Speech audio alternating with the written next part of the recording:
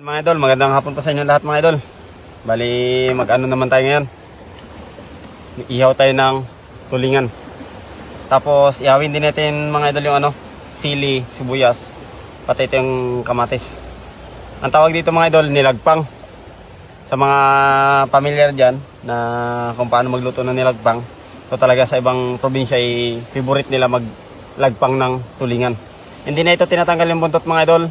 Tapos wala na rin man tinatanggal dito sa tulingan kasi fresh siya. Ibig sabihin, walang lason yung kanyang katawan. Nagkakaroon na naman ng lason mga idol. Sinasabi nila na hihilo sila, nanikip ang dibdib nila.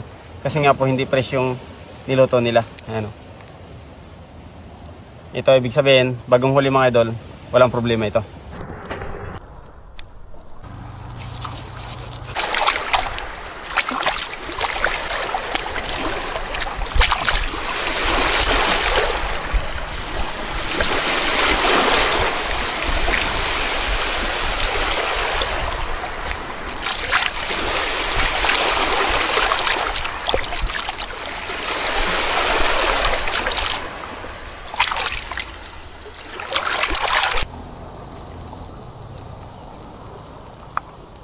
Natin mga idol, yawin din natin to para mas malasa.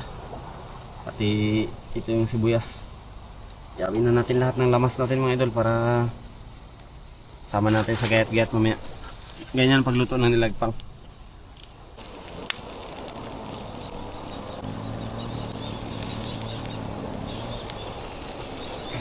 Hangin natin mga idol.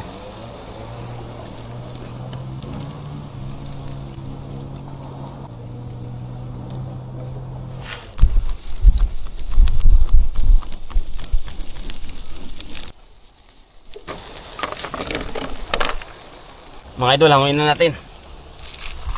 Yeah. So next na gagawin natin mga idol, hihimay-himayin natin to. At gayatin na natin yung lamas natin, yung mga ricado natin, at malagyan na natin ng mainit na tubig.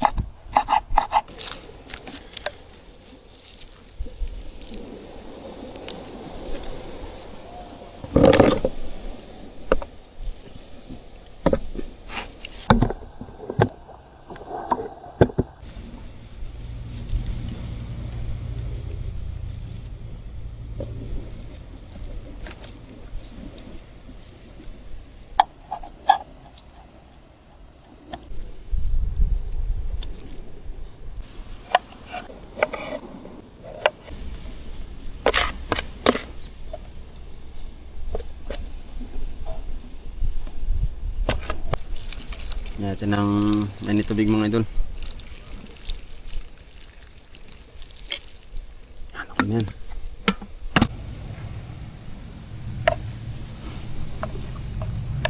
Lagyan natin lamas natin.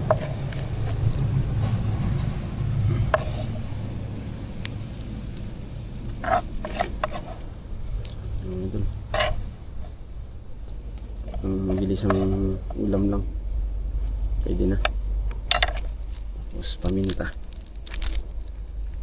Ang masarap. Tanggal ng langsa.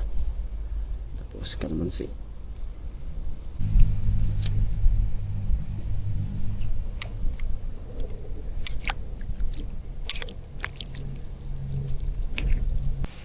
Lagyan natin ng asin mga idol.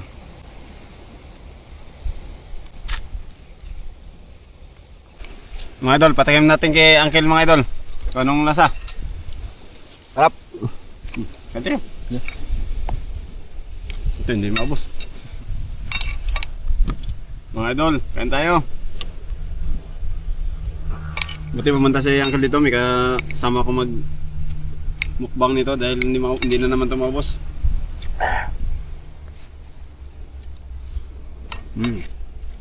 Up. Balik lang. Ilang mga idol, sana nakatulong ang panibagong pagluto natin. So pwede nyo pong subukan. Dahil basta sariwa lang mga idol. Baka manikip yung dibdib ninyo kapag hindi sariwa yung niluto yung tulingan. Katulad nito, nilagpang, hindi masyadong maganda yung pagkaluto kasi lagpang lang, parang kinilaw lang yung style. Pero masarap siya mga idol, basta sariwa lang yung niluto ninyo. Mga idol, maraming salamat. Ingat po kayo palagi. Maraming salamat sa lahat na nagsishare at nagko-comment. Ingat po kayo palagi mga idol. God bless po.